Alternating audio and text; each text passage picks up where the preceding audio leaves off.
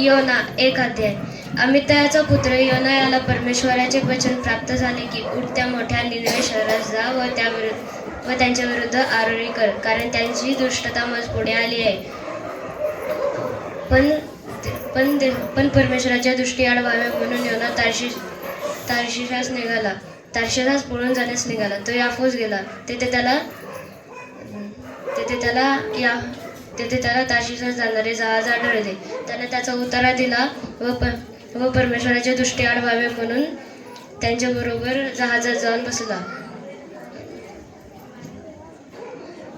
तेव्हा परमेश्वराने समुद्रात प्रचंड वायू सोडिले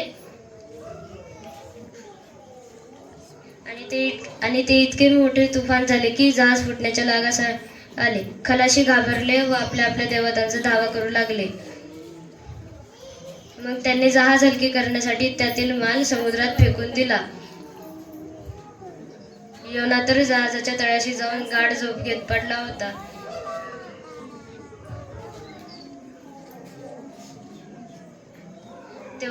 तेव्हा जहाजाचा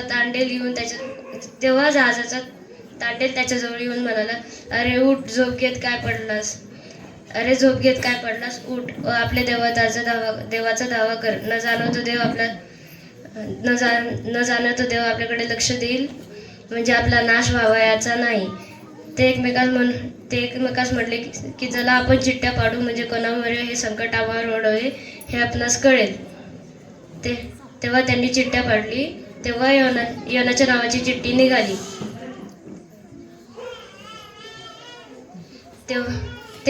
ते त्यास विचारू लागले, कोणामुळे हे संकट आम्हावर ओढवले सांग.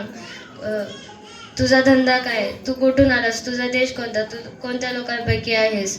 तो म्हणाला, मी इब्री आहे, ज्या स्वर्गीच्या देवाने समुद्र व कोरडी भूमी बनवली त्या परमेश्वराचा मी उपासक आहे.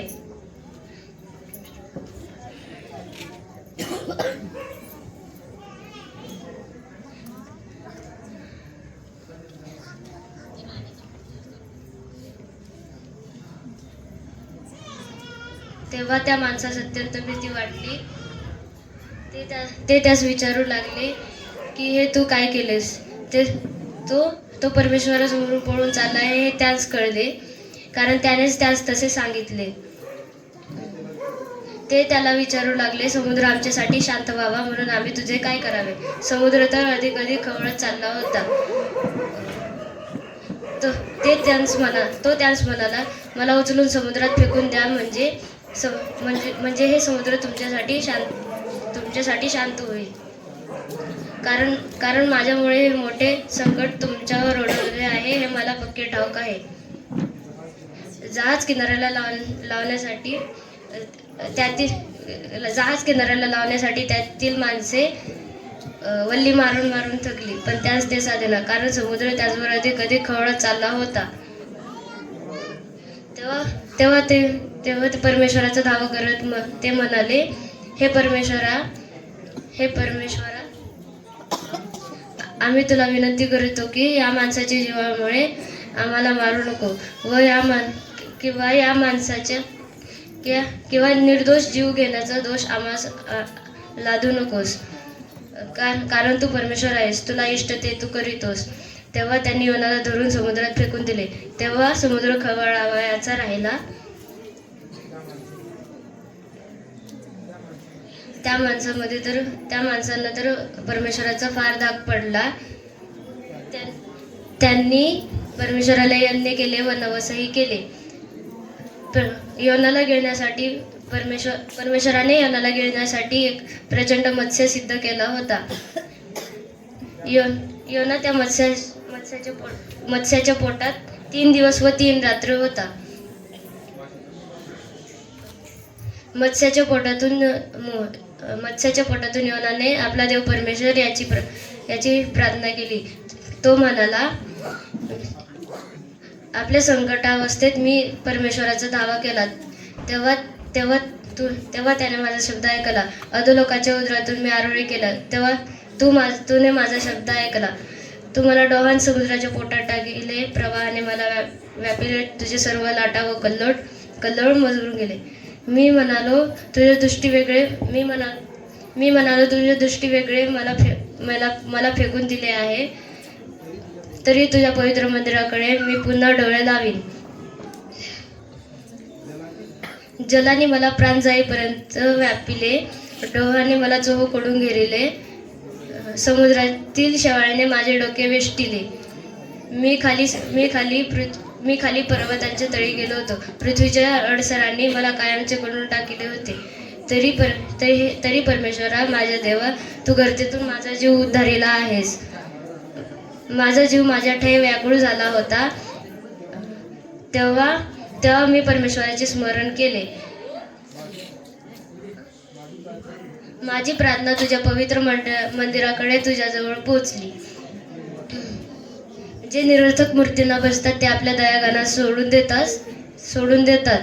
तरी पण मी तुझ्या आभार प्रदर्शनाचे यज्ञ करीन व नवस फेडीन. तारण परमेश्वरापासून होते. परमेश्वराने यज्ञास आज्ञा केली तेव्हा त्याने योनाला कोरड्या भूमीवर उकळून टाकिले. परमेश्वराचे वचन योनाला दुसऱ्याने प्राप्त झाले की उठ, त्या मोठ्या निनवे शहरात जा व त्यांच्या विरुद्ध व मी सांगेन तो संदेश त्यास आरोळी करून सांग. कारण तेव्हा तो उठून परमेश्वराच्या वचनाप्रमाणे निनवेस गेला. निनवे हे देवाच्या दृष्टीने मोठे शहर होते. ते सर्व फिरून येण्यास 3 दिवस लागत. योना त्यातील 1 दिवसाची वाट चालत असता ओरडत गेला की 40 दिवसाचे अवकाश आहे, मग निनवे धुळीस मिळेल. तेव्हा निनवेतील लोकांनी देवावर श्रद्धा ठेवली, उपास नेमले व श्रेष्ठापासून कनिष्ठापर्यंत सर्व गंतोट नेसले. निनवेच्या राजाचे वर्तमान कळले. तेव्हा तो आपल्या आसनावरून उठला व आपला जगा काढून गंतोट नेसून राखेत जाऊन बसला. त्याने आपला व आपल्या सरदारांचा जाहीरनामा निनवेभर प्रसिद्ध केला की कोणी माणसाने, पशूने, गुराढोराने, शेरडे मेंढराने काही खाऊ नये, काही चुकू नये, पाणी पिऊ नये, तर प्रत्येकाने आपल्या देवाचा दावा करा. तर मनुष्याने व पशूने देवाचा मोठ्याने दावा करावा आणि प्रत्येकाने गोंताट नेसावे व कुमार्गापासून आपल्या हाताच्या जुलमापासून मागे फिरावे. देव कदाचित अनुताप पावेल व आपल्या सतप्त क्रोधापासून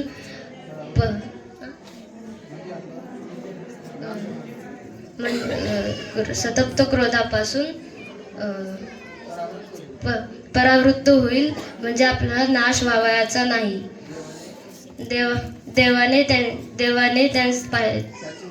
देवाने त्यांचे वर्तन पाहिले, म्हणजे ते अर्थात आपल्या कुमार्गापासून मागे वळले आहेत ते पाहिले. तेव्हा त्याच्यावर अरिष्टाने नसा जे तो म्हणाला होता त्याविषयी तो अनुताप पावला आणि त्यास ते केले नाही. जय मसीह.